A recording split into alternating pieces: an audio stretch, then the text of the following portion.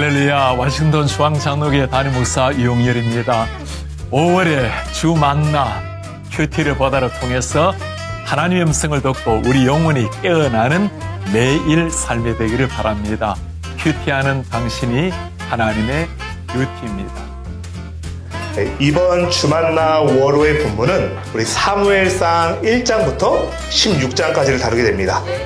이제 이스라엘 백성들이 사사시대를 넘어서 왕정시대로 정치체계가 바뀌는 그런 내용을 담고 있어요. 그런데 이미 이스라엘 백성들은 왕이 있었죠. 참된 왕이신 하나님께서 그들의 왕이셨습니다. 그런데 이제는 보이지 않는 왕이 아니라 눈에 보이는 인간 왕을 달라. 이게 바로 사무엘상의 내용입니다. 그런 의미에서 이번 본문 세미나 5월호를 준비하면서 이렇게 제목을 붙여봤어요. 이스라엘 백성이 하나님을 해고하다. 하나님을 해고하고 그 자리에 인간 왕을 앉히려는 그런 모습들. 즉 하나님에 대한 반역의 모습을 담고 있습니다. 근데 그럼에도 불구하고 하나님은 그들에게 왕정 제도를 허락하세요. 허락하실 뿐만 아니라 진정한 왕의 모습은 어떠해야 되는지 알려주십니다. 자, 그러면서 우리 주만나 5월호 9페이지를 보면 항상 우리 바이블 가이드가 나와 있죠. 항상 이 내용을 담을 때 물론 사무엘상에도 굉장히 많은 이야기들이 담겨 있습니다.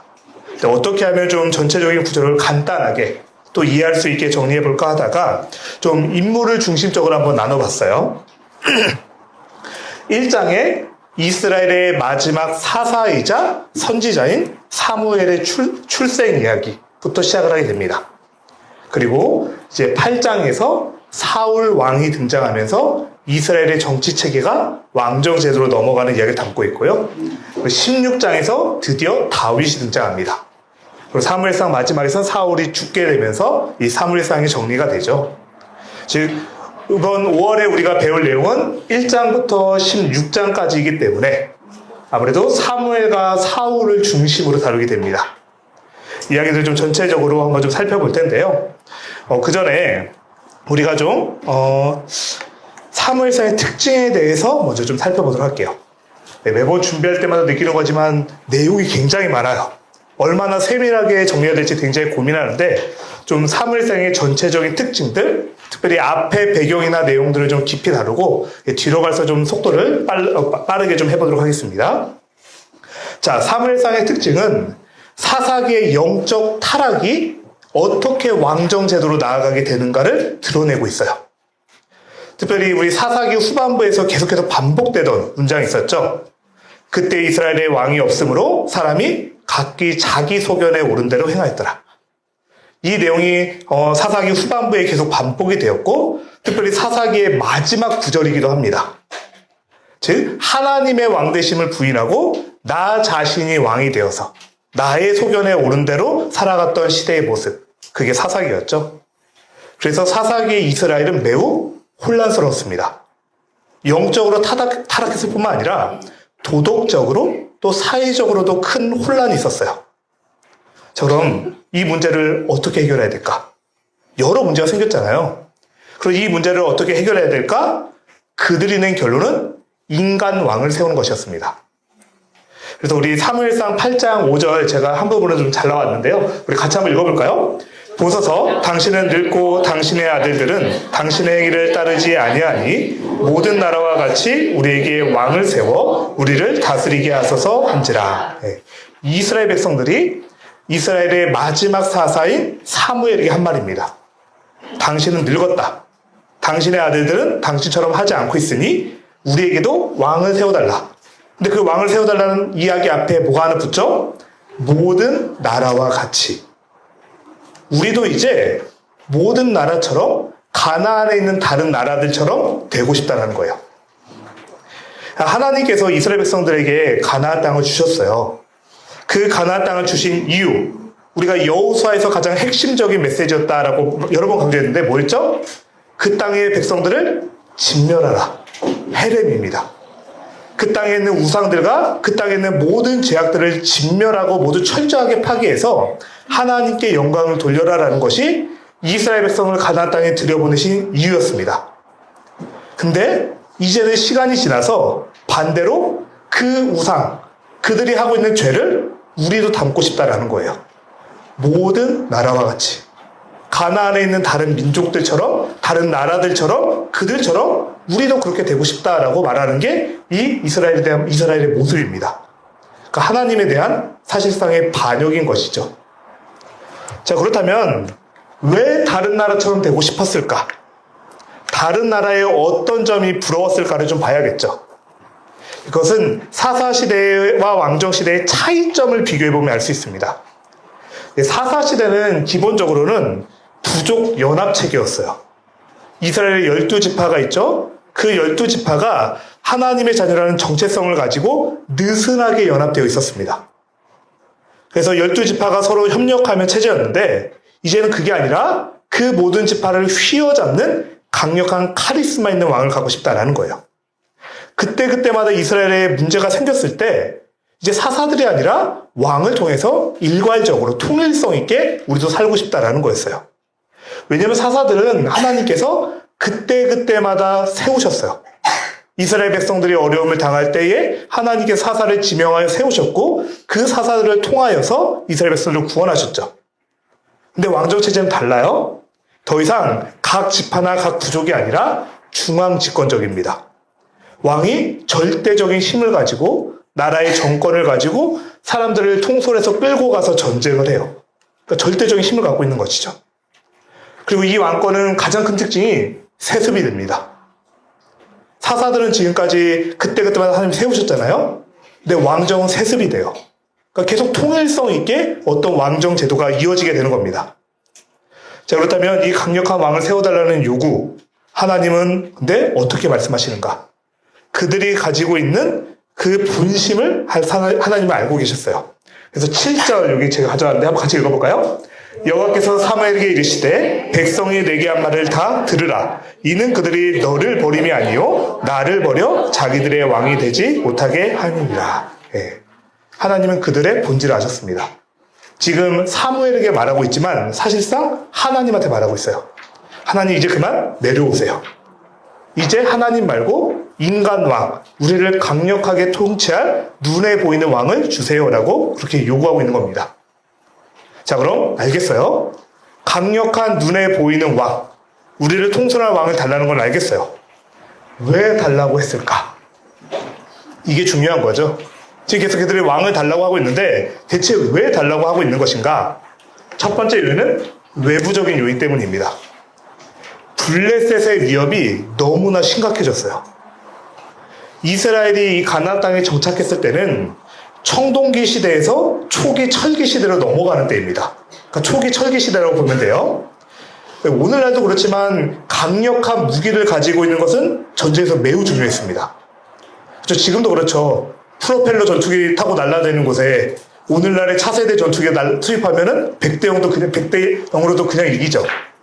마찬가지로 철기 문명을 가지고 있다는 것은 굉장히 중요한 것이었는데 이미 블레셋은 그걸 가서 갇혔어요.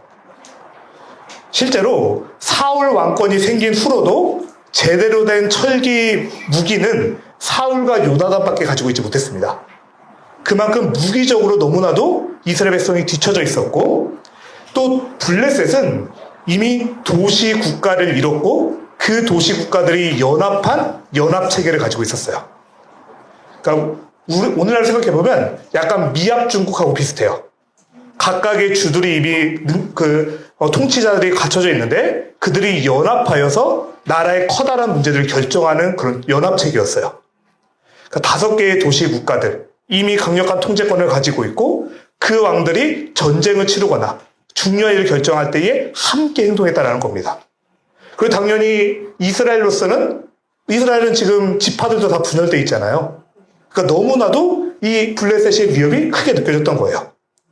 그런데 또 내부적으로도 요인이 있었어요.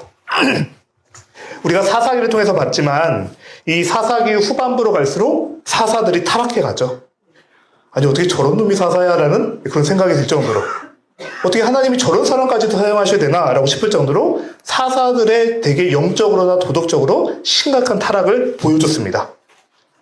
그러니까 나 자신이 왕이 되어 살아가는 모습이 사사들에도 있었고 또 이스라엘 백성들이 그렇게 하다 보니까 서로 지파가 지파 간에 서로 죽고 죽이는 일들이 벌어졌죠. 그래서 우리가 사사기 후반부에 어떤 걸 봤어요? 이스라엘이 연합해서 베냐민 지파를 거의 전멸시킬 정도로 나아갔습니다. 그만큼 이제 내부적으로도 이 혼란을 잠재워줄 모든 지파를 통솔할 왕이 필요하다. 그렇게 여겼던 거예요. 그런데 하나님은 사실 이 문제를 지금의 문제다라고 얘기를 하지 않으세요. 여기 사무엘상 8장 7절 8절 제가 일부분 가져왔는데 같이 한번 읽어볼게요. 그들이 너를 버림이 아니요 나를 버려 자기들의 왕이 되지 못하게 함이니라. 내가 그들을 애굽에서 인도하여 낸 날부터 오늘까지 그들이 모든 행사로 나를 버리고 다른 신들을 섬긴같이. 이미 출애굽할 때부터 그랬어요. 출애굽 시절부터 광야의 시기까지 모두 이스라엘 백성은 계속해서 하나님을 떠나가는 모습들을 보여줬다라는 것이죠. 그래서 이 모습은 단순히 지금 나오는 것이 아니라 그들의 뿌리 깊은 죄성, 하나님에 대한 반역, 그것이 왕정체제라는 방법으로 드러났을 뿐이다라는 것이죠. 그래서 우리가 이제 5월부터 사무엘상을 묵상하게 되는데요. 좀 우리가 사무엘상을 시작하면서 그러면 나는 어떠한가? 나는 하나님을 왕으로 모시고 살아가는가? 좀 돌아볼 수 있기를 축복합니다. 세상을 닮고 나도 세상처럼 되고 싶어 하고 있는 우리의 모습이 있지는 않을지 좀 돌아보면서 함께 우리 사무엘상을 시작했으면 좋겠고요. 자, 이게 사무엘상의 전체적인 특징입니다. 매우 중요한 내용이고 이제 좀 장별로 좀 같이 한번 보도록 할게요. 자, 사무엘상 1장을 피면은 한 여인의 이야기로 시작합니다. 방금 봤듯이 사무엘상 굉장히 거대한 내용을 담고 있어요. 사사시대에서 왕정시대로 국가의 정책과 제도가 바뀌는 굉장히 큰 이야기를 시작하는데 그 이야기를 한 여인의 이야기로 시작하고 있습니다. 이 한나라는 여인은 임신하지 못하는 불임을 갖고 있는 여성이었죠. 이 고대 근동에서 여인에게 아들이 없다라는 것은 굉장히 큰 수치였습니다. 심지어 이 아들이 없다라는 것 때문에 괴로워하는데 또 남편 엘가나의 또 다른 부인, 이 분인나가 함께 한나를 괴롭히죠. 근데 사무엘상이 이 한나라는 한 여인의 이야기를 시작하는 것은 당시 이스라엘의 영적 상태를 대변하여 보여줍니다. 임신하지 못하는, 즉 생명이 없는 이스라엘의 상태가 이 여인을 통해서 지금 드러나고 있다는 거예요. 왜냐하면 고대에는 여인이 임신하지 못하는 것을 신의 저주다라고 생각을 했습니다. 그만큼 굉장히 큰 수치였어요. 그러니까 여인에게 자식을 낳아서 가문을 이어갈 책임이 있는데 그 역할을 못하기 때문에 이 사람은 저주를 받은 것이다 그렇게 여겨졌던 거예요. 그런데 조금만 생각해보면 오히려 하나님은 당시 사람들이 저주받았다고 여겨지는 그 사람을 통해서 일하기 시작하십니다. 아브라함의 아내 사라, 불임이었죠. 야곱의 아내 라헬도 불임이었습니다. 그런데 하나님은 그 태의 문을 여시고 그들을 통해서 하나님의 역사를 계속해서 흘러가세요. 이 한나 역시도 마찬가지입니다. 이 한나는 그 자신의 문제를 가지고 하나님께 나아가요. 하나님께 나가서 간절히 기도하는데 엘리 제사장이 술 취한 줄 알 정도로 굉장히 그렇게 간절하게 기도했다는 겁니다. 그러니까 이 부분도 이스라엘의 영적 상태를 보여줘요. 한나는 간절하게 기도하고 있는데 정작 제사장인 엘리가 영적으로 둔감해 있어요. 너 왜 술 취해서 여기서 기도하고 있냐라고 할 정도로 그걸 알아보지 못해요. 그래서 한나는 하나님 앞에 마음을 다 토로하였고 하나님께서 아들을 주시면 나시린으로 구별하여 드리겠다라고 서원을 합니다. 나시린하면 떠오르는 사사 한 명이죠. 누군가요? 삼손이죠. 그렇죠. 물론 삼손은 정말 거룩한 나시린과 구별되지 못한 모습들만 보여줬던 사사긴 하지만 그럼에도 불구하고 하나님은 거룩하게 구별된 사람을 지금도 찾고 계신다는 것이죠. 그리고 우리가 한나의 모습에서 또 한 가지 좀 기억했으면 좋을 게 있는데요. 우리 주만나 25쪽 주만나 5월 25쪽에 1장 18절 한번 체크해 볼게요. 25쪽에 1장 18절 같이 한번 읽어볼까요? 이르되 당신의 요종이 당신께 은혜 있기를 원하나이다 하고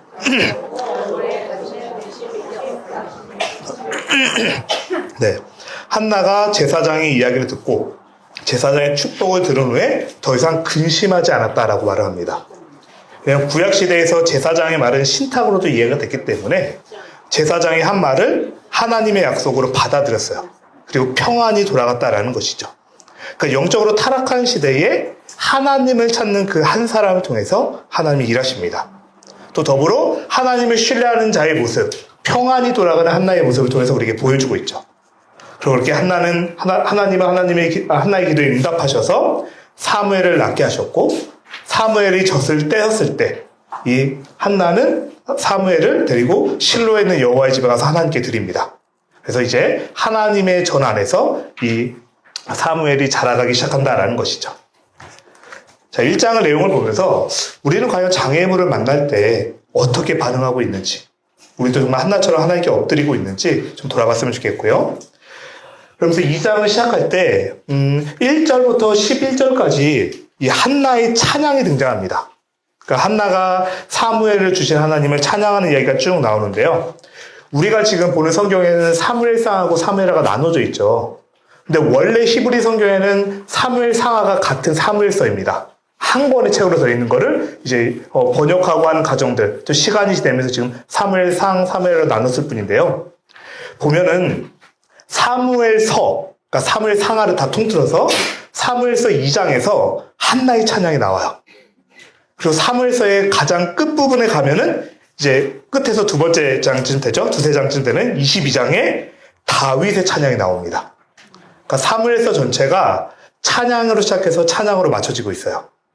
한나의 찬양은 뭐였어요? 나를 불임의 고통에서 구원하실 하나님, 그 역전의 하나님에 대한 찬양이 있고, 마지막에 다윗의 고백은 나의 평생의 환난에서 나를 구원하신 하나님을 찬양하고 있습니다. 그러니까 사무엘서 자체가 처음과 시작에 고통에서 구원하신 하나님에 대한 찬양이 담겨있다. 이렇게 좀 한번 우리가 좀 유의미하게 볼 수 있고요. 그리고 이제 당시의 시대적 배경을 설명할 때에 엘리의 아들들, 엘리 제사장의 아들들인 홈니와 비느하스의 모습이 등장합니다. 이 홈니와 비느하스도 제사장이었어요. 근데 제사법을 어겨가면서까지 하나님께 드릴 제물을 훔쳐갑니다. 그리고 회막문에서 수종드는 여인과 동침하기까지 하죠. 즉 그들의 모습을 한마디로 요약하면, 여기 성경 구절이 잘못 났는데 12절이 아니라 20절입니다. 제가 오타가 났는데 20절인데요. 엘리의 아들들의 행실이 나빠 여호와를 알지 못하더라 라고 되어 있습니다. 20절이 아니라 12절입니다. 네. 여러분 프린트물을 제가 먼저 인쇄해가지고, 네, 프린트물하고 좀 달라서 12절이 맞아요. 죄송해요. 자, 여기 보면은 엘리의 아들들이 여호와를 알지 못했다라고 되어 있죠. 네. 그 제사장이었어요. 당연히 제사법은 알고 있었어요. 어떻게 제사 드려야 되는지 알고 율법의 규정도 알고 있었습니다. 그런데 그럼에도 불구하고 하나님이 어떤 분이신지 몰랐다라는 말은 하나님을 존중히 여기지 않았다라는 고백이에요. 그러니까 오늘날로 치면 굉장히 아이러니인데, 이렇게 한번 표현해볼까요? 예배하기 싫어하는 전도사님, 하나님을 사랑하지 않는 목사님, 이런 모습입니다. 제사장들이 하나님을 알지 못하는, 이스라엘이 얼마나 심각하게 타락했는지 이 지금 두 명의 홈니와 비느하스라는 제사장을 통해서 보여주고 있죠. 그래서 하나님이 이 엘리 제사장 가문에 심판을 선언하십니다. 왜 이게 문제냐? 제사장의 타락은 단순히 제사장의 타락으로 끝나지 않아요. 이스라엘 백성 전체에 악영향을 끼칩니다. 모두를 죄로 인도하게 되는 거예요. 이 모습을 우리가 이미 사사기 후반부에서 봤어요. 사사기 후반부에 이제 커다란 두 가지 사건이 있었죠. 다 누가 중심이 돼서 일어났던 일이에요? 레위인. 미가 집안의 개인적인 제사장이 되었던 레위인. 자기가 살겠다고 자신의 첩을 내어준 레위인. 그러니까 하나님의 말씀을 가르치고 하나님의 말씀을 알려줘야 될 그 레위인들이 얼마나 타락했냐. 그때 전체적으로 사회가 타락하는 것을 보여주었듯이 제사장의 타락이 얼마나 심각한 것인지 하나님께서 그 가문에 대한 심판을 선언하십니다. 마찬가지로 하나님은 지금도 이 시대에 빛과 소금이 되는 자를 찾고 계세요. 그래서 우리가 한번 좀 체크했으면 좋겠는데요. 하나님께서 굉장히 놀라운 선언을 하세요. 주만나 38쪽 2장 30절, 사무엘상 2장 30절 같이 한번 읽어볼까요? 그러므로 이스라엘 하나님 나 여호와가 말하노라. 내가 전에 내 조상의 집이 내 앞에 영원히 행하리라 하였으나 이제 나 여호와가 말하노니 결단코 그렇게 하지 아니하리라. 나를 존중히 여기는 자를 내가 존중히 여기고 나를 멸시하는 자를 내가 경멸하리라. 네. 아브라함의 후손이라고 해서 안전한 것이 아니라는 거예요. 하나님께서 나를 존중히 여기는 자 내가 존중하겠다. 멸시하는 자 멸시하겠다라고 선언하십니다. 그러니까 엘리 가문에 임한 이 심판선을 보면서 우리의 모습은 어떤가, 우리 가정의 모습은 어떤가 좀 돌아볼 수 있기를 축복합니다. 자, 그리고 하나님께서 이 시대 가운데에 사무엘을 부르세요. 엘리 제사장의 아들들, 홈리와 비나스 제사장은 하나님을 멸시하고 있는 그 시대에 하나님께서 하나님 앞에 서 있는 한 어린아이, 그 사무엘을 부르십니다. 그런데 이 시대를 어떻게 설명하고 있냐? 이제 40쪽 1절부터 3절까지, 40쪽 3장 1절부터 3절까지 나오는데요. 거기 한번 좀 밑줄만 그어보세요. 1절 끝부분에 보니까 여호와의 말씀이 희귀하여 이상이 흔히 보이지 않았더라. 지금 시대를 보여주고 있어요. 하나님께서 말씀하지 않는 시대였어요. 흔히 말씀하지 않는 시대였고, 2절 엘리의 눈이 점점 어두워가서 잘 보지 못하는 그때에, 물론 엘리가 이제 나이가 들어가면서 눈이 침침해지는 것도 있죠. 근데 엘리 제사장의 눈이 어두워져 갔다는 것은 그 당시 영적인 것을 보여줍니다. 그리고 3절 하나님의 등불은 아직 꺼지지 아니하였으며, 물론 이거는 하나님의 등불이 꺼지지 않았다는 것은 이제 해가 뜨기 전에 새벽녘이라는 것을 의미해요. 그러나 앞서 엘리의 눈이 어두워지는 것과 반대로 되고 있죠. 하나님의 등불은 여전히 환하게 불타고 있다. 그것을 보여주면서 여전히 하나님께서 그것에 주목하고 계시다라는 것을 보여주고 있습니다. 그래서 하나님께서 이제 사무엘을 부르시죠. 근데 하나님이 사무엘을 부르셨는데 사무엘이 깨닫지 못해요. 그래서 엘리 제사장을 찾아가서 저를 부르셨나요? 라고 물어보죠. 그게 무려 3번이나 3세판이나 진행됐는데 모두 다 알아듣지 못합니다. 그제서야 엘리 제사장이 하나님이 너를 부르시는 것 같다, 이렇게 대답해라 라고 말씀해 주셨고, 드디어 사무엘이 하나님의 부르심에 응답하게 됩니다. 여기 좀 한번 체크해 봤으면 좋겠는데요. 40쪽에 계속해서 3장 10절, 3장 10절 같이 한번 읽어볼까요? 여호와께서 임하여 서서 전과 같이 사무엘아 사무엘아 부르시는지라 사무엘이 이르되 말씀하옵소서 주의 종이 듣겠나이다 하니. 아멘. 말씀하옵소서 주의 종이 듣겠나이다. 이 듣다라는 말이 히브리어로 쉐마입니다. 순종하다라는 뜻도 가지고 있고, 그래서 이스라엘 백성들에게 가장 중요한 교훈이죠. 신명기 6장 4절부터 시작되는 이스라엘의 자녀 교육의 가장 핵심이 되는 들으라 이스라엘아, 쉐마 이스라엘, 이렇게 시작하는데 그 쉐마가 이 쉐마입니다. 말씀하옵소서 주의 종이 듣겠습니다. 곧 순종하겠습니다라는 이 고백을 통해서 하나님이 일하기 시작하십니다. 제가 우리 사무엘상을 보면서 아까 처음에 시작할 때 순종에 대해서 같이 한번 묵상해보자라고 했는데 바로 이 내용입니다. 하나님께서 순종하는 그 어린 사무엘을 통해서 이제 하나님의 일들을 이루어가세요. 그리고 사무엘에게 하나님의 말씀을 선포하라라고 하시는데 그 선포의 내용이 엘리 제사장의 가문을 심판하겠다는 내용이에요. 사무엘의 입장에서 너무 무섭죠. 자기는 아직 어린이인데 엘리 제사장에 가서 하나님이 이렇게 당신을 심판하겠다고 하십니다라고 전화를 해요. 사무엘이 처음에 두려워서 주저주저해요. 그때 엘리 제사장이 숨김없이 말해라 라고 했고, 그때서 이제 하나님의 말을 선포하기 시작합니다. 그러니까 사무엘이 선지자로서 첫 사역을 시작한 것이죠. 하나님의 말씀을 선포하는 것. 그렇게 시작이 되고요. 자, 그렇게 이제 엘리 가문이 어떻게 심판되어 가는지를 보여주는데, 이제 이야기가 전환이 돼요. 이야기가 전환이 돼서 블레셋이 이스라엘을 쳐들어옵니다. 싸우는데 져요. 또 싸워요. 또 져요. 이제 안 되겠다. 우리가 계속 지니까 안 되겠다. 이제 장로들이 필살기를 준비합니다. 실로에 있는 그 언약궤 가져와라. 하나님의 언약궤 가져와라 라고 이야기를 해요. 그러니까 이스라엘 장로들이 생각해 본 거예요. 우리가 왜 계속 질까? 하나님이 함께 계시지 않아서 지는구나. 여기까지 너무 좋죠. 하나님이 함께 하지 않아서 우리가 계속 지고 있구나. 너무 좋은데 그 방법이 이상해요. 그러면 하나님 우리가 함께 하게 하면 되지. 언약궤 가져와. 언약궤는 분명히 하나님께서 하나님의 임재를 상징하는 도구예요. 그래서 하나님께서 그것을 만나준다 하셨거든요. 근데 어디까지나 상징문일 뿐이지 그것을 가지고 있다고 하나님이 도와주시는 건 아닙니다. 성경책 베고 잔다고 참 잘잖아요? 아니죠. 그러니까 하나님의 뜻을 구해야 되는데 하나님을 도구로 사용하고 있는 거예요. 왜? 이스라엘 백성도 예전에 언약궤 가지고 갔다가 승리했었거든요. 언제였죠?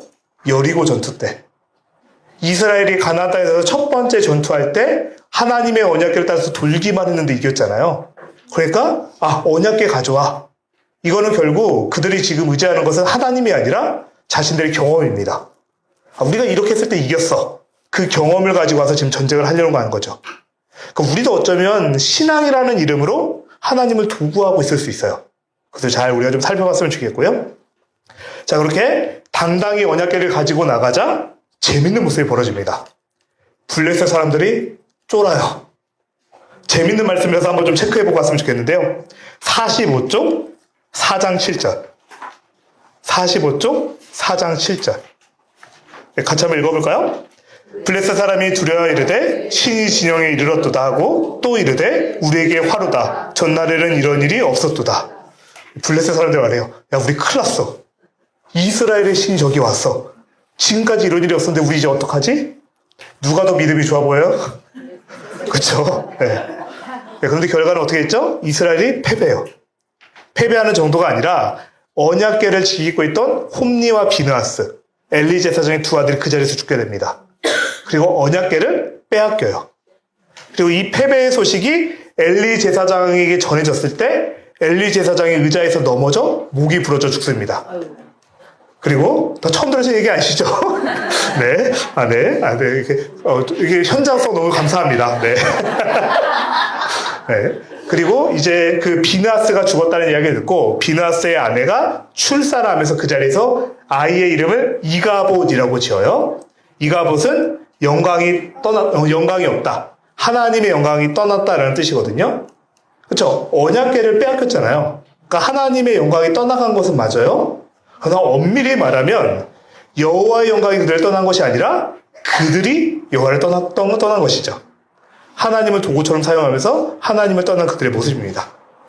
그러니까 사장을 묵상할 때 어쩌면 우리도 하나님을 그렇게 도구처럼 사용하고 있지는 않은가 좀 돌아봤으면 좋겠고요. 자, 그러면 이제 언약궤 이야기로 계속 가요. 언약궤가 지금 빼앗겼잖아요. 블레셋 사람들이 이 빼앗은 언약궤를 자신들이 섬기는 다곤 신의 신전에다 갖다 줍니다. 이 언약궤가 지금 전리품이 된 거예요. 그래서 자신들이 섬기는 이 다곤 신이 얼마나 위대한 신인지 보여주기 위해서 그 다곤 신의 신전을 두는데, 이 다곤이라는 말의 뜻은 곡물, 큰 물고기라는 뜻이에요. 다곤, 큰 곡물, 큰 물고기. 그래서 머리와 손은 사람의 모습이고 하반신은 물고기 모양이었다고 합니다. 근데 이 신도 농사를 주관하는 신이에요. 곡물이라고 그랬죠. 그러니까 바알도 비를 주는 신이죠. 아세라도 풍요와 다산의 신이죠. 전부 다 농업하고 연관되어 있는 신들이에요. 그러니까 풍요, 내가 얼마나 잘 먹고 잘 사냐가 그 이스라엘 백성, 그 가나안 땅에 있었던 우상들의 모습들입니다. 그런데 다곤 신전에 언약궤를 갖다 줬는데 다음날 아침 가보니까 다곤 신이 엎드러져 있었습니다. 그래서 1절에 보니까 엎드러져 얼굴이 땅에 닿고라고 돼 있죠. 이 엎드러졌다라는 것은 경배하는 자세예요. 그러니까 다곤 신이 하나님 앞에 엎드려 경배하는 모습으로 있었던 겁니다. 이상해요. 세워놨어요. 근데 그 다음날 이분은 또 어떻게 했냐? 머리와 손목이 끊어져서 문지방에 가 있었습니다. 당시 손목은 능력을 나타내거든요. 손목 다 능력을 나타내는 건데 그게 툭 끊어져서 떨어져 있었다는 것이죠.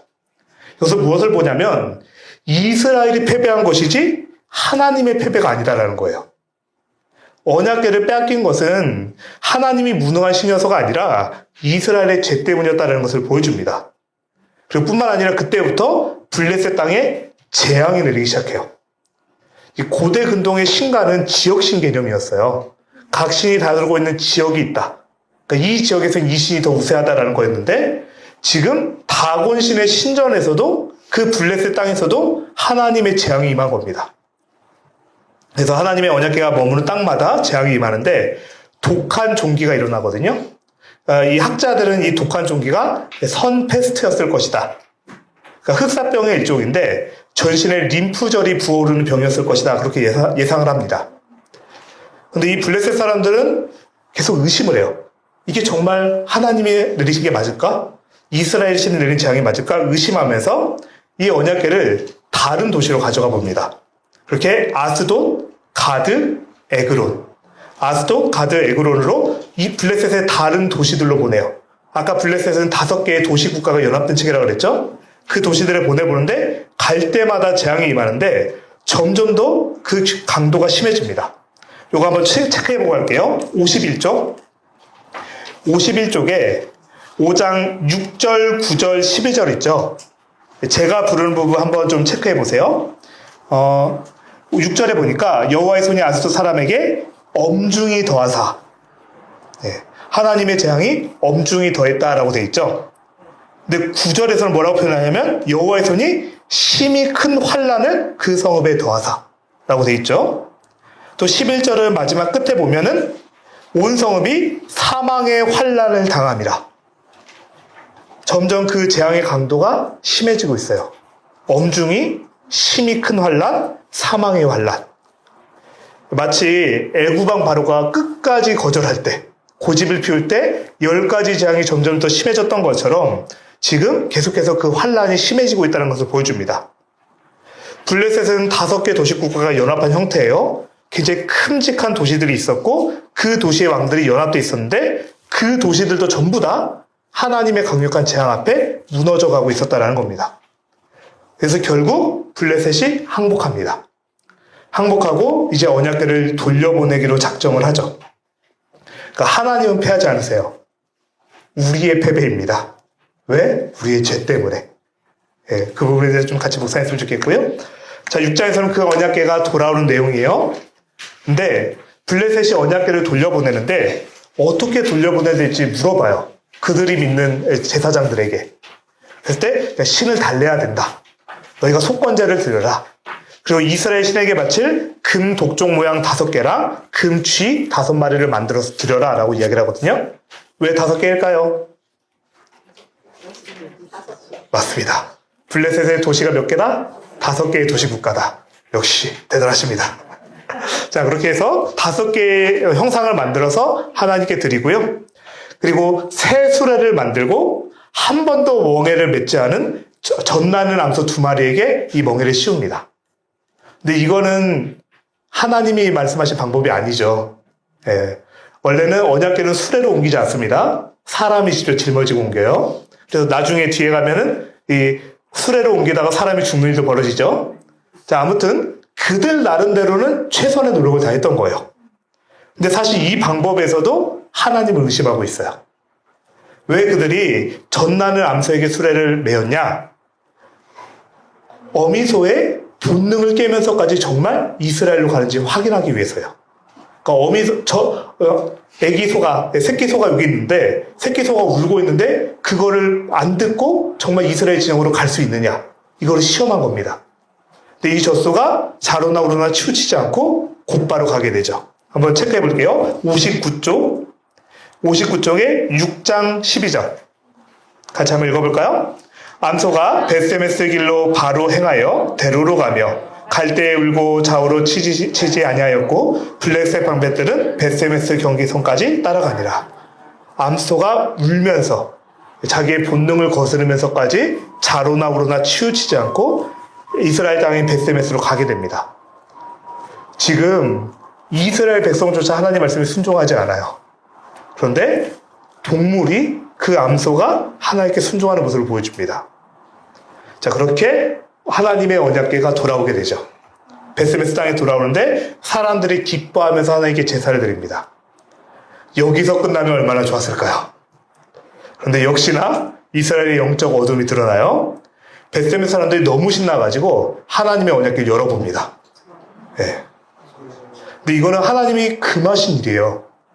나중에 혹시 민수기 4장 20절 그 부분에 가면은 어떤 이야기가 나오냐면 이스라엘 백성들이 광야에 있는 동안에 성막을 계속 쳤다 폈다 했잖아요. 그러니까 이 성물들을 계속 옮겼어야 됐는데 이걸 옮기는 걸 고앗 자손들이 담당했거든요.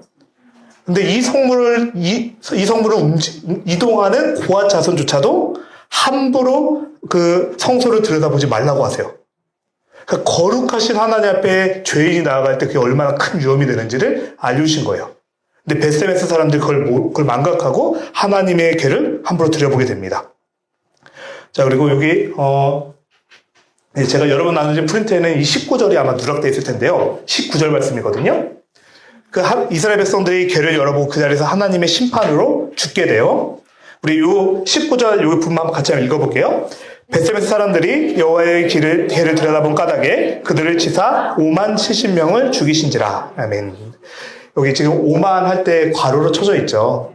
이게 왜 가로로 쳐져 있냐면 이 성경 사본상의 문제 때문에 그래요. 그러니까 대부분의 성경에 많은 번역본들, 특히 고대 사본에는 70명이라고 기록되어 있긴 해요.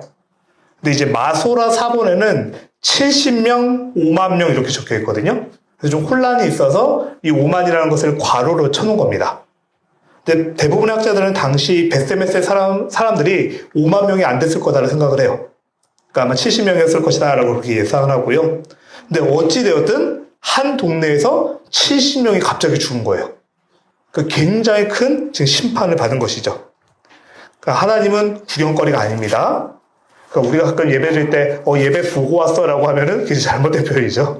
예, 우리 하나님께 예배를 보는 자가 아니라 드리는 자 되시길 축복합니다. 자, 이제 7장은 이제 내용이 바뀌죠. 이스라엘 백성들이, 7장 1절과 2절에 다시 한번 언약궤 이야기가 잠깐 나와요. 언약궤가 아비나답의 집에 가서 놓았다라는 이야기를 하고 언약궤 이야기가 끝납니다. 이 이야기가 이제 다윗이 다시 언약궤를 가져올 때까지 이제 한동안 언약궤가 사라지는 거죠. 이렇게 아무튼 언약궤가 여기서 마무리가 되고요. 다시 사무엘의 이야기로 돌아서 7장 이야기가 진행이 되는데 이제 사무엘이 마지막 사사이자 선지자로서 하나님의 뜻을 전하기 시작합니다. 미스바에서 그들에게 회개를 선포하는데 주된 내용은 이방신들을 제거하라, 여호와만 섬기라라는 것이죠. 그래서 백성들이 종일토록 금식하면서 회개합니다. 여러분, 이 미스바가 어딜까요? 사사기에서 이 미스바가 굉장히 중요한 장소로 나왔어요. 사사기 20장에서 이스라엘 백성들이 베냐민 지파와 전쟁을 벌이기 위해 모인 곳이 미스바입니다. 그리고 전쟁이 끝난 다음에는 우리의 딸들을 베냐민 지파한테 주지 않겠다라고 성급하게 맹세했던 곳이 미스바예요. 그래서 이 맹세 때문에 이 맹세를 피하기 위해서 길르앗 야베스 사람들을 죽여서 딸들을 빼앗고 실로에서 여자들을 납치해 가게 했었죠. 그러니까 동족 상잔의 비극이 일어났던 통곡의 장소였던 이 미스바에서 회개가 일어나고 있는 겁니다. 자, 그럼 이렇게 회개했으면 일이 좀 잘 풀리면 좋겠잖아요.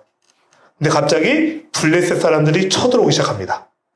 이스라엘 백성들이 미스바에 모였다는 걸 듣고서 전쟁을 하기 위해서 오는데, 자, 그럼 이번엔 어떻게 해야 될까요? 또다시 필살기를 준비해야 될까요? 야, 아비나답 집에 갔다 왔던 그거 다시 가져와. 그러지 않았죠. 이제 이스라엘 백성들이 달라진 거예요. 그러니까 회개함으로써 그들의 정체성이 회복됐습니다. 이스라엘 백성들이 애초에 가나안 땅에 어떻게 들어갔어요? 하나님을 의지하면서 들어갔죠. 모든 전쟁의 승패가 하나님께 있으면 고백하면서 나갔고 이제 다시 그 믿음을 회복합니다. 그래서 블레셋이 쳐들어오자 무기를 든 게 아니라 사무엘에게 우리를 위해서 기도해 주십시오라고 해요. 그리고 그때에 하나님께서 이제 큰 우레를 발하여 그들을 어지럽게 하셨다라고 돼 있죠. 이 그들을 어지럽게 했다라는 표현, 이 표현이 성경에 종종 등장합니다. 하나님이 직접 개입하셨다라는 의미예요. 그래서 하나님께서 이스라엘 백성에 승리를 주었고 사무엘은 기념비를 세우면서 그 이름을 에베네셀 이렇게 선포합니다. 그래도 우리가 에베네셀 정도는 체크해놓고 가야겠죠. 64쪽에 7장 12절 같이 한번 읽어볼까요? 사무엘이 돌을 취하여 미스바와 센 사이에 세워 이르되 여호와께서 여기까지 우리를 도우셨다 하고 그 이름을 에베네셀이라 하니라. 아멘. 여호와께서 여기까지 우리를 도우셨다. 에베네셀. 즉 무기가 아니라 회개를 통해 승리가 주어진다는 것을 우리도 좀 기억했으면 좋겠습니다. 자, 이제 8장부터 중요한데요. 예, 우리가 참 16장까지 가야 되는데 너무 내용이 길죠. 근데 이 8장이 좀 특히나 중요해요. 8장 내용을 좀 주의 깊게 보셨으면 좋겠어요. 뒤에 내용들을 제가 좀 시간상 빠르게 지나갈게요. 자, 8장이 왜 중요하냐면 물론 성경에 중요하지 않은 부분은 없지만 이 8장이 사무엘상에서 왕정시대로 넘어가는 계기가 되기 때문에 그렇습니다. 자, 한번 우리 1절을 좀 볼까요? 1절 66쪽에 있거든요. 여러분 제 주만날 66쪽에 8장 1절에 나오는데 8장 1절 같이 한번 읽어볼게요. 사무엘이 늙음에 그의 아들들을 이스라엘 사사로 삼으니. 예, 사무엘이 늙었죠. 그러니까 지금 바로 앞에 7장과 8장 사이에는 굉장히 큰 간격이 있는 거예요. 우리가 지금 한 장을 딱 넘겼지만은 사실 8장은 시기적으로 많이 지난 후입니다. 그러면 2장과 비교하면 더 많은 시간이 흘렀죠. 2장에서 사무엘은 어린 사무엘이었는데 어느새 늙어 있다라고 이렇게 이야기하니까 굉장히 많은 시기가 지난 겁니다. 그러니까 근데 판단이 흐려진 걸까요? 사무엘이 굉장히 큰 실수를 합니다. 방금 1절 하반절을 보세요. 그의 아들들을 이스라엘의 사사로 삼으니. 이 문장은 뭐가 잘못된지 아시겠나요? 사사는 세습이 안 돼요. 사사는 하나님이 세우시는 사람이었어요.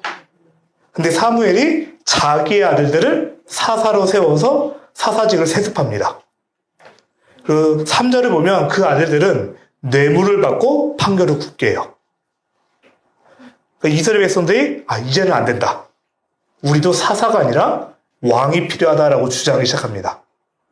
근데 이 또한 사실상 핑계에 불과하죠. 우리가 아까 서론에서 이미 다루던 내용이에요. 그들은 다른 나라와 같이 되길 원했어요. 가나안처럼. 세상 사람들처럼 우리도 왕을 가고 싶다. 자, 하나님께서 가나안 땅에 죄악을 진멸하러 보내셨는데 이제는 그 가나안 땅에서 세상을 추구하며 하나님을 배척하는 모습이 드러난 겁니다. 자, 계속해서 8장인데요. 그래서 하나님께서 너희가 요구하는 왕의 제도가 어떤 것인지 알려주세요. 사무엘을 통해서 너희가 계속 왕의 제도를 달라고 하는데 그 왕의 제도가 어떤 건지 아니? 라고 해서 말씀해 주세요. 여러분 요거 한번 책에 나중에 한번 체크해 두세요. 66쪽이거든요. 66쪽에 8장 11절, 13절, 15절, 16절 이 프린트물하고 비교해 보시면 됩니다. 11절에 데려다가 13절에 데려다가 15절에 거두어 16절에 끌어다가 라고 돼 있죠. 이게 원문으로는 같은 단어예요. 물론 우리가 이제 한글로 번역하면서 데려다가 거두어 끌어다가 라고 번역을 했지만은 실제적으로는 라카흐라는 단어입니다. 라카흐라는 단어인데 뜻이 뭐냐면 착취하다예요. 너희가 지금 왕이 생기면 더 강해질 것 같지? 아니야. 너희가 세운 그 왕이 너희를 착취할 거야 라고 이야기를 하는 거예요. 그 왕이 결국 자신의 권세를 남용할 것이고 너희가 새로운 왕에게 종이 될 거야 라고 경고하고 계세요. 그리고 굉장히 무서운 말씀하세요. 여기 19절에 보니까 너희가 택한 왕으로 말미암아 부르짖되 그날의 여호와께서 너에게 응답하지 아니하시리라. 너 그러면 나 다시 너 안 본다? 이런 말이죠. 너희가 지금 왕을 달라고 하는데 그때 너희가 부르짖어도 이미 늦었다 라고 말씀하고 계신 거예요. 근데 그럼에도 불구하고 아닙니다. 우리도 다른 나라들 같이 되길 원합니다. 이렇게 말하는 것이죠. 그러니까 하나님의 경고에는 사랑이 담겨 있어요. 근데 그 말씀까지도 결국 불순종하고 이제 왕정체대로 넘어가게 됩니다. 자, 그럼 우리 여기서 한 가지 중요한 질문을 해야 돼요. 하나님은 왕정제도를 반대하실까요? 니들이 감히 내가 아니라 다른 왕을? 이렇게 생각하실까요? 어떻게 생각하세요? 하나님은 왕정제도 싫어하실까요? 네, 이렇게 묻는다는 것 자체가 아니다라는 거죠. 하나님은 이미 이스라엘 백성들이 광야에 있을 때부터 왕정제도를 이렇게 세우라고 말씀하셨어요. 네, 신명기 17장 14절 말씀인데요. 같이 한번 읽어볼까요? 내가 내 하나님 여호와께서 내게 주시는 땅에 이르러 그 땅을 차지하고 거주할 때에 만일 우리도 우리 주위의 모든 민족들 같이 우리 위에 왕을 세워야겠다는 생각이 나거든. 지금 시점은 광야에 있을 때예요. 근데 너희가 가나안 땅에 들어가서 그 땅을 차지하고 거주할 때 만일 우리에게도 왕이 있어야겠는데 라는 생각이 들면은 이렇게 하라라고 말씀하신 게 이미 있어요. 그러니까 하나님은 왕정제도 자체를 반대하시는 게 아니에요. 이미 예언하셨어요. 근데 하나님이 말씀하시는 왕을 보면 너희가 하나님 여호와께서 택하신 자를 왕으로 세워라. 그리고 너희랑 같은 형제 중에서 세워라. 병마를 많이 두지 말라. 그러니까 군사력을 의지하지 말라는 거예요. 그러니까 병마를 모으는 이유는 우리가 군사력으로 더 위기 왔을 때 이기기 위해서잖아요. 아니라 하나님이 너희를 지켜주실 거다라는 의미예요. 그리고 아내를 많이 두어 그의 마음을 미혹되게 하지 말라. 이건 무슨 말이냐면 정략 결혼이에요. 다른 나라, 다른 민족들과 정략 결혼을 맺어서 나라를 든든하게 하는 것. 세상적인 안정은 구하지 말아라 라는 겁니다. 왜냐면 그 사람들이 결혼해서 올 때 뭘 가져오냐면 자기가 섬기던 우상들을 가지고 와요. 그 우상이 미혹이 되게 되는 거죠. 그러지 말라라는 거예요. 근데 이 실수를 나중에 누가 해요? 솔로몬이 합니다. 솔로몬이 정략 결혼을 통해서 안정을 취하고 그들이 가지고 온 우상을 섬기게 되죠. 그리고 자기를 위하여 은금을 쌓지 말라. 이 율법의 모든 말, 즉 하나님의 말씀을 지켜 행하라. 이게 하나님 말씀하시는 왕의 모습이에요. 그러니까 세상이 말하는 왕과 다르죠. 그러니까 하나님은 왕정제도 자체를 반대하신 게 아니라 하나님을 섬기는 왕을 세우라라는 것이에요. 그리고 이 왕의 모습을 가장 잘 보여주는 왕이 누구예요? 다윗입니다. 예. 사울 왕은 실패했지만 하나님께서 세우신 가장 올바른 왕의 모습, 다윗이죠.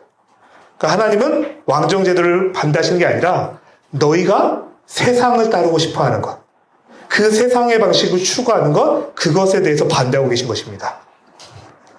이게 바로 문제의 본질이다라는 것이죠. 자, 그러면 이제부터 좀 빠르게 갈 건데요. 자, 사울 왕이 등장하기 시작합니다. 근데 사울을 어떻게 소개하냐면 준수한 청년이요, 키는 어깨 위만큼 더 컸고 또 효자예요. 아버지의 암나기를 찾아서 돌아다니다가 사무엘을 만나게 됩니다. 굉장히 훈훈한 청년, 아주 잘생기고 긍정적으로 이 성경에 소개하고 있어요. 그리고 하나님은 사무엘에게 이 만남이 예언된 만남이다라는 걸 알려주시죠. 사무엘에게 미리 사울이 오기 전에 내가 베냐민 땅에서 한 사람이 오게 될 건데 너가 만나게 될 거야 라고 말씀하세요. 자, 그럼 여기도 나오긴 하지만 1절에서부터 벌써 소개가 되거든요. 사울의 지파가 어디냐면 베냐민 지파예요. 베냐민 지파. 왜 중요할까요?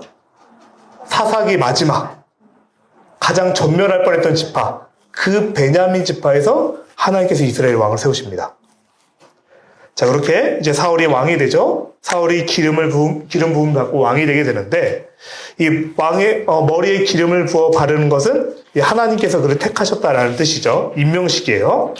그래서 사울은 굉장히 어안이 벙벙했을 겁니다. 뭐지? 갑자기 왜 나에게 기름을 붓지?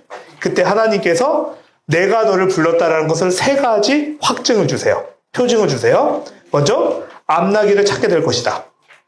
그래서 사울이 지금 사무엘을 찾아왔던 이유죠. 암나기를 찾게 되고요. 너가 가다가 떡을 받게 될 것이다. 그러니까 하나님께 예배하러 가는 사람들을 만나게 되는데 그들이 사울에게 떡 2덩이를 줍니다. 그리고 너가 선지자 부리를 만나게 될 거야 라고 얘기했는데 선지자 부리가 악기를 연주하면서 내려오다가 만나게 돼요. 하나님이 말씀하신 일들이 그대로 다 성취되면서 정말 하나님이 행하신 일구나라는 것을 확정해 주십니다. 그리고 다음과 같은 일이 벌어지는데 요게 10절 가져왔는데 우리 10절만 같이 한번 읽어볼까요? 그들이 산에 이를 때에 선지자의 무리가 그를 영접하고 하나님의 영이 사울에게 크게 임함으로 그가 그들 중에서 예언을 하니. 예. 하나님의 영이 사울에게 임하는데 그 자리에서 사울이 예언을 하게 됩니다. 그러니까 선지자 무리들과 함께 있을 때 사울이 갑자기 하나님을 예언하고 하나님을 찬양하고 높이는 일들이 벌어지죠. 그래서 역시나 제가 이걸 항상 AI로 그려달라고 하는데 사울이 찬양하면서 예언하는 모습을 만들어줬더라고요. 네. 좀 참고로 AI로 한 거기 때문에 그렇게 큰 의미는 없습니다. 근데 이때부터 사울에게 한 가지 속담이 생겨요. 사울도 선지자 중에 있느냐. 이 이야기가 여러 번 이제 앞으로 등장하는 데인데 요거는 되게 다양한 의미로 사용이 됩니다. 좀 알아두세요. 사울도 선지자들 중에 있느냐. 첫 번째는 세상에 곡할 노릇이네. 사울도 선지자야? 전혀 그럴 것 같지 않은 사람이 180도 변했다라는 의미이기도 하고요. 또 하나님의 전능하심을 고백하는 거기도 합니다. 자격 없는 자를 하나님의 말씀을 선포하는 자로 삼으신 그 하나님에 대한 찬양이기도 하고요. 근데 시대가 지나가면서 의미가 조금 변해요. 냉소와 비아냥으로 바뀝니다. 어이쿠, 근본 없는 자가 무슨 선지자라고. 사울도 선지자야? 약간 비웃는 의미로 바뀌게 돼요. 그러니까 이 속담이 나중에 어디서 한 번 더 등장하냐면 사무엘상 19장에서 등장합니다. 이때가 어느 때냐면 사울이 몰락해 갈 때예요. 사울이 영적으로 많이 몰락해 갔을 때 사울도 선지자 중에 있느냐? 이 속담이 한 번 더 등장해요. 자, 그렇게 가볍게 좀 알아두시면 되고요. 그리고 무엇보다도 이스라엘 백성들이 전체적으로 있는 그곳에서 하나님께서 제비를 뽑아서 사울을 왕으로 뽑게 하십니다. 그러니까 하나님의 뜻이다라는 것을 이제 외적으로도 보여주신 것이죠. 그러니까 사울의 등장부터 왕이 되는 시기까지의 모습은 매우 긍정적이에요.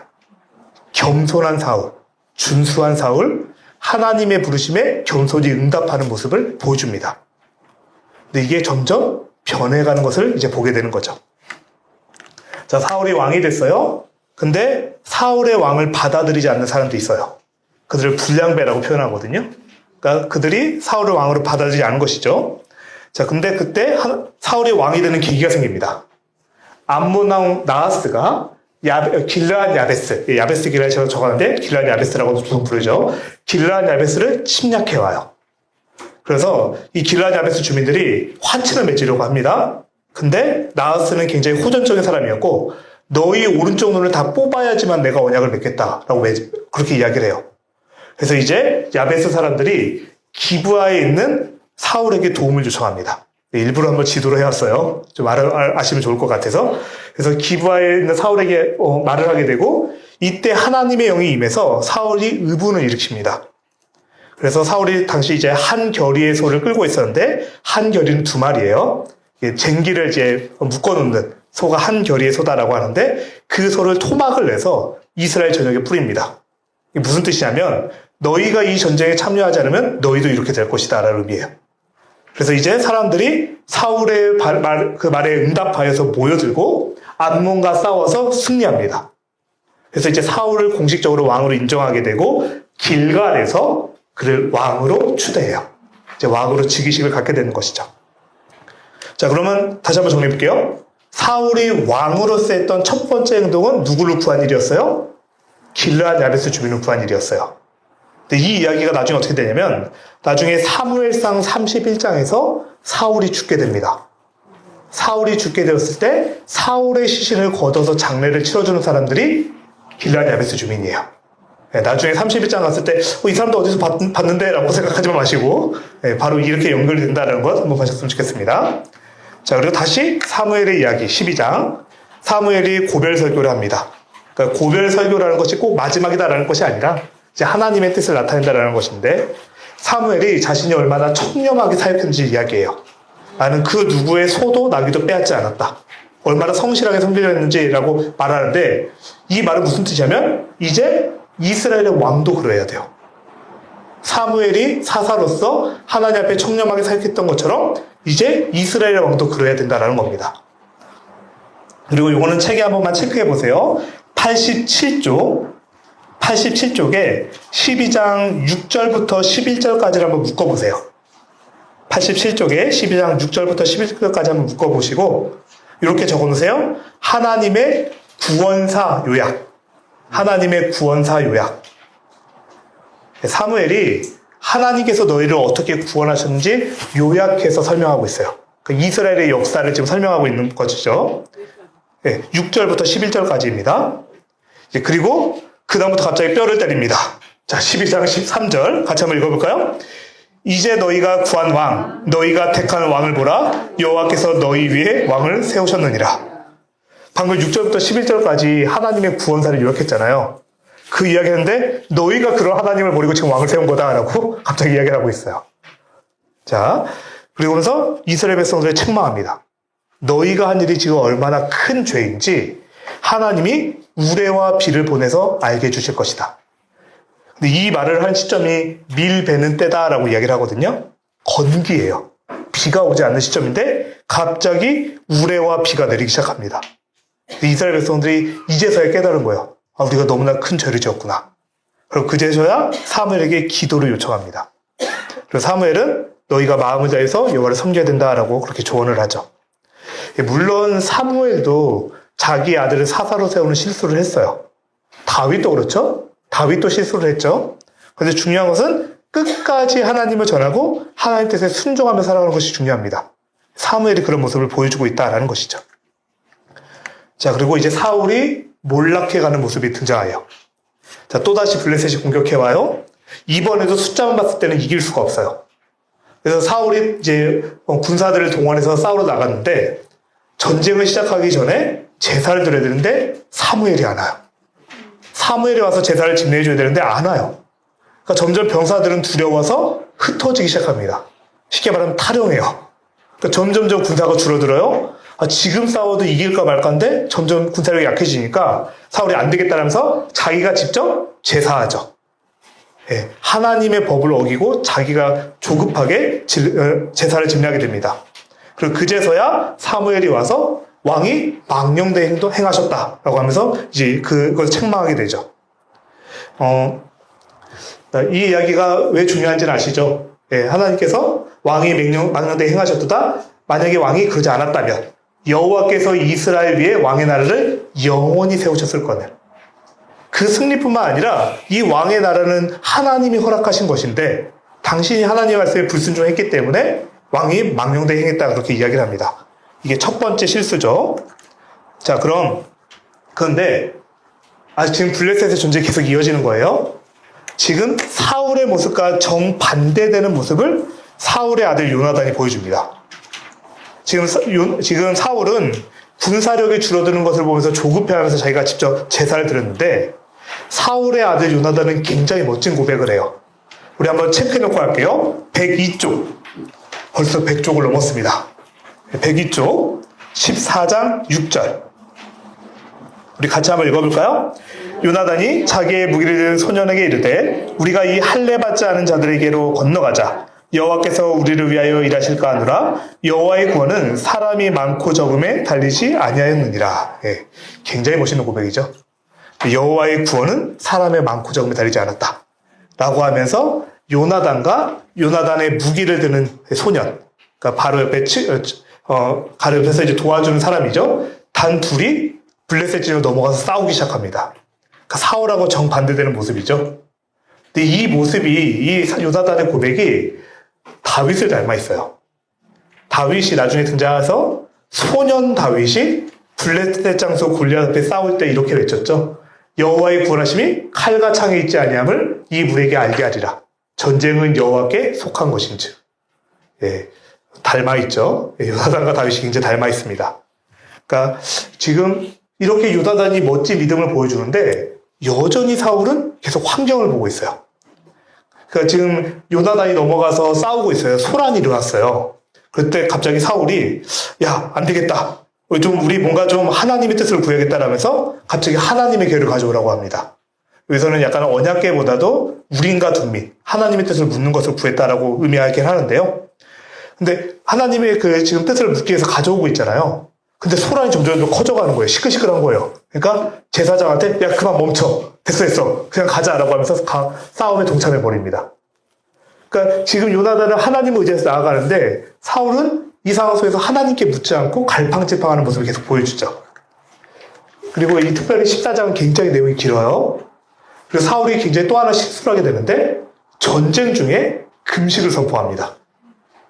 금식은 하나님의 도우심을 구하는 행동이기도 하지만 보통 회개할 때에 하나님의 전심으로 돌이킬 때 하는 건데 지금 사울은 맹목적으로 열심을 부리고 있어요. 야, 금식해 라고 하면서 하는 것이고 이때 요나단은 이미 넘어가서 싸우고 있었기 때문에 이 사울의 명령을 못 들었습니다. 근데 요나단이 싸우다가 꿀을 먹게 돼요. 그래서 나중에 이제 블레셋이 전쟁이 이제 좀 후반부로 가서 블레셋이 도망가고 있을 때 사울이 추격해야 되냐라고 하나님께 물어봐요. 근데 하나님이 대답하지 않으십니다. 그래서 왜 하나님이 대답하지 않으시지라면서 그 이유를 찾아볼 때 요나단이 자신의 명령을 어기고 꿀을 먹었다는 것을 알게 돼요. 그래서 오히려 사울이 요나단을 죽이려고 하고 이스라엘 백성들이 요나단을 죽이면 안 된다고 보호하는 일이 벌어집니다. 그러니까 굉장히 이 블레셋과의 전쟁, 앞선 제사부터 해서 계속 이어지고 있죠. 내용이 굉장히 깊게 이어지는데 사울의 방향이 조금씩 하나님으로부터 비틀어지고 있다는 것을 보여주고 있어요. 요나단 한 사람의 믿음이 이스라엘을 구원하고 있는데 사울 한 사람의 고집이 공동체를 얼마나 힘들게 하는지를 보여주고 있죠. 그리고 결과적으로 사울의 가장 결정적인 불순종. 요거 체크해 두세요. 116쪽 15장 3절. 이거 같이 한번 읽어볼까요? 15장 3절입니다. 116쪽. 지금 가서 아말렉을 쳐서 그들의 모든 소유를 남기지 말고 진멸하되 남녀와 소아와 젖먹는 아이와 우양과 낙타와 나귀를 죽이라 하셨나이다 하니, 여기 그 단어에 동그라미 쳐세요. 진멸하되. 이 단어 또 나왔죠. 목사님 계속 이 말씀하시네. 이스라엘 백성들을 가나안에 보내신 이유였어요. 진멸하라.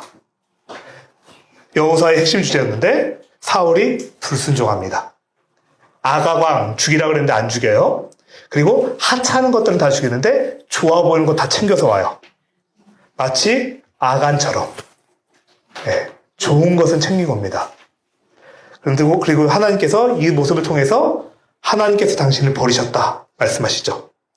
그러면서 하나님이 원하신 것 118종 15장 22절. 어쩌면 우리가 사무엘상 지금 이번 본문을 보면서 너무나 중요한 말씀입니다. 15장 22절 같이 한번 읽어보겠습니다. 사무엘이 이르되 여호와께서 번제와 다른 제사를 그의 목소리를 청종하는 것을 좋아하신 같이 좋아하시겠나이까. 순종이 제사보다 낫고 듣는 것이 순양의 기름보다 나으니. 하나님이 원하시는 건 제사가 아니다. 순종이다. 하나님께 귀한 것을 드리는 것보다 하나님의 말씀에 순종하는 것을 더 기뻐하신다. 이 내용이 여기 등장합니다.